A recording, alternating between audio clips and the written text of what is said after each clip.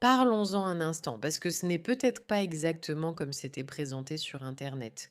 Et pour ceux qui ne savent pas, il y a ce gars qui s'appelle Tyler Oliveria. C'est un jeune YouTuber et il essaye de comprendre comment il peut devenir le prochain Nick Shirley. Qu'est-ce que je veux dire par là? Vous vous souvenez quand Nick Shirley a dénoncé l'escroquerie somalienne dans cette vidéo YouTube devenue virale? Et il a prouvé au monde entier comment les Somaliens arrivent et mentent effrontément sur ce qu'ils font. Ils ont pris des milliards de dollars au gouvernement via divers plans frauduleux et c'était une grosse affaire. En faisant cela, presque tous les youtubeurs et jeunes journalistes se sont dit: il faut que je trouve la prochaine grande affaire de fraude. Des personnes vont en Californie pour dénoncer la fraude électorale et il y a ce jeune type, Tyler Riveria, qui a décidé de se concentrer sur la communauté juive. Bien sûr, je n'aime pas traiter les gens d'antisémites comme ça, parce que je pense que ça banalise le mot. Mais c'est quelqu'un qui aime vraiment s'impliquer dans tout ce qui touche à la haine des juifs. Et on peut dire d'ailleurs, il commence son truc en le décrivant comme Hello Goïm, en faisant référence à cette expression qu'il pense à être une façon très négative dont les juifs décrivent les personnes qui ne sont pas juives. Mais en réalité, le mot goï, goïm signifie quelqu'un d'une nation différente. Et le mot goïm se traduit par nation. Quand vous dites goy, cela signifie simplement que vous venez d'une autre nation. Mais ils ont adopté ce mot, hello goïm, comme une nouvelle expression. Des personnes comme Candace Owens et Anna Kasperi utilisent tous les mots goyim, goyim, goïm. Voyez comment ils nous qualifient négativement alors que ce n'est même pas censé l'être, c'est une erreur. Ce sera pour une autre fois, j'ai publié un documentaire de 73 minutes sur l'invasion juive du New Jersey. Et pour couronner le tout, Nick Shirley répond à cette révélation. Maintenant, pour ceux d'entre vous qui se demandent qui est ce type et ce qu'il essaie de faire ici, laissez-moi vous montrer une courte vidéo. Désolé de ne pas regarder la caméra, mais je vais vous montrer une courte vidéo de ce qu'il essaie de faire. Je pense qu'il est important que les gens comprennent cela, car il affirme ici qu'il y a eu une invasion juive du New Jersey. Ils agissent frauduleusement, car ils reçoivent l'aide sociale. Nous allons analyser certains des arguments, mais nous n'allons pas regarder cette vidéo parce que nous ne voulons pas donner plus de visibilité à cette haine absolument révoltante envers les juifs. Je n'ai tout simplement pas envie de donner plus de vues à ce type sur son contenu. Je pense sincèrement que ce n'est pas la bonne chose à faire. Mais je veux parler un peu de toute cette idée selon laquelle les juifs seraient en train de prendre le contrôle. Qu'est-ce que tu veux dire? Tu veux dire vivre à un certain endroit et respecter la loi? D'accord, eh bien analysons cela. Voyons d'abord un exemple de ce que ce type pense des juifs. Je n'ai jamais vu un phénomène d'une telle ampleur avec des familles aussi nombreuses. Je tiens aussi à distinguer les Amish des Juifs hassidiques à Curious Shoel. Les Amish subviennent à leurs propres besoins, ils sont autonomes, ils ne dépendent pas des programmes d'aide sociale financés par les contribuables. Si la loi est conçue pour établir certains critères pour les personnes et qu'elle concerne les enfants, alors les personnes qui y sont éligibles ont le droit d'en bénéficier.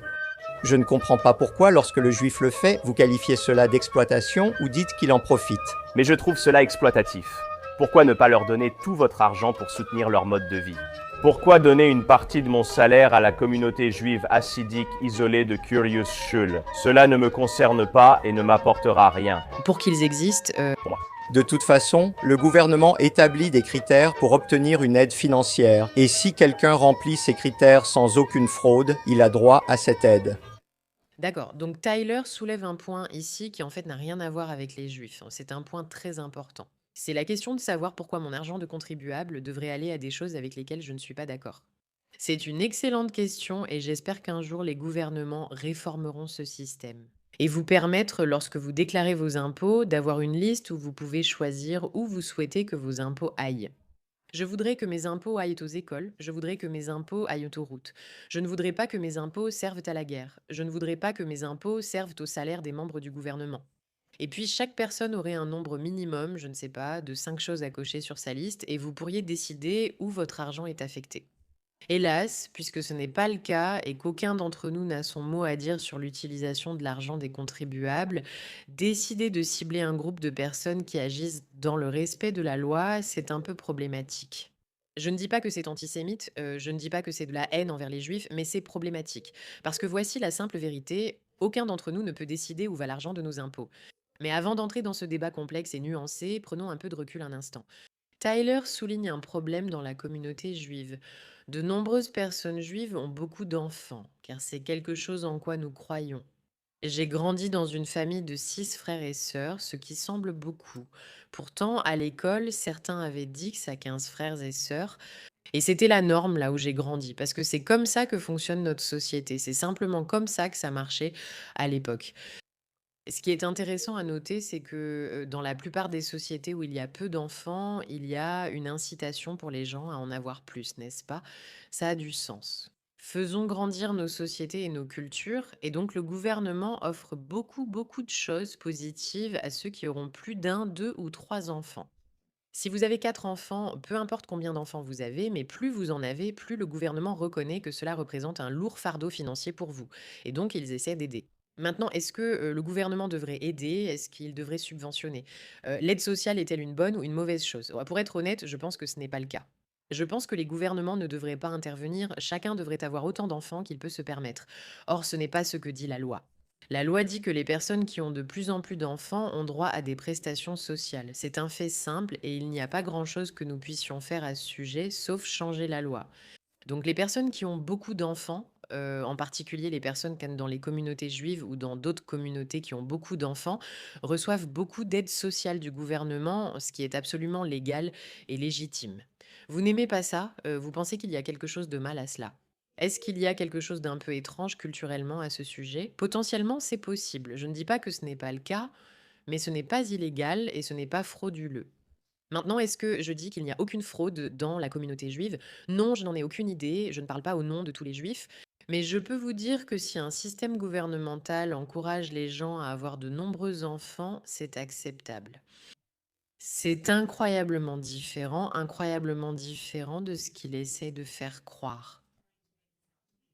Ce qui est vraiment méchant, honnêtement,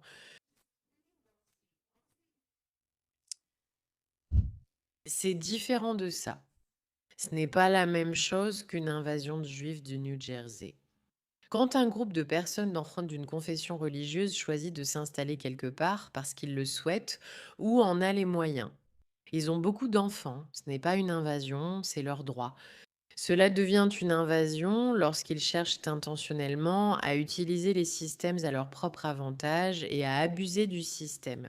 Donc par exemple au Somaliland, c'est-à-dire au Minnesota, où ils essaient de détruire le gouvernement et de prendre autant d'argent que possible parce qu'ils agissent de manière frauduleuse. C'est différent d'une société qui a beaucoup d'enfants et qui par conséquent est autorisée à utiliser les systèmes d'aide sociale mis en place par le gouvernement. Et c'est là que ce documentaire devient problématique, non pas parce qu'il est massivement antisémite, et d'ailleurs, c'est révoltant. Il arrive avec ses préjugés pour défendre l'idée fausse que les Juifs veulent contrôler l'Amérique. Or, les faits prouvent en fait que les Juifs contribuent énormément à l'économie américaine. La plupart des Juifs ne sont pas des Juifs religieux vivant dans le New Jersey. Beaucoup d'entre eux sont de gauche, beaucoup ne correspondent pas à ces religieux fervents qu'on associe davantage à la droite. Ce sont des personnes ouvertes, riches, qui réussissent, paient beaucoup d'impôts, créent des entreprises et contribuent fortement à l'économie. C'est un groupe religieux juif ayant de nombreux enfants.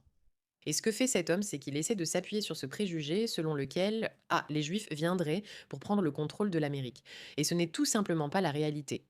C'est pourquoi je trouve cette vidéo très dérangeante. Parce qu'ici, on fait une comparaison entre des fraudeurs somaliens qui sont venus intentionnellement pour voler des dizaines de milliards de dollars au gouvernement, avec des systèmes frauduleux partout, de fausses maisons de retraite, de faux centres de soins, de faux services de transport, et des millions d'enfants supplémentaires qui n'existent même pas. Par opposition aux juifs, qui ont beaucoup de membres dans leur famille en raison de leurs croyances culturelles et qui sont légalement autorisés à utiliser les systèmes d'aide sociale, ce qu'ils font ensuite. Encore une fois, est-ce une bonne chose? Est-ce vraiment judicieux? Non, je pense que chacun devrait fonder une famille qu'il peut soutenir financièrement. Mais la comparaison entre ce qui est légal et ce qui ne l'est pas me rend folle. Les juifs contribuent énormément et ils sont salis partout avec tous ces vieux clichés de contrôle, de domination et d'invasion. Ce n'est pas le cas.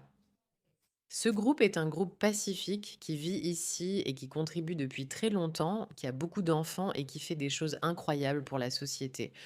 Il y a énormément de bénévoles, je crois que dans la communauté juive, 60% des juifs font du bénévolat contre 25% dans d'autres communautés.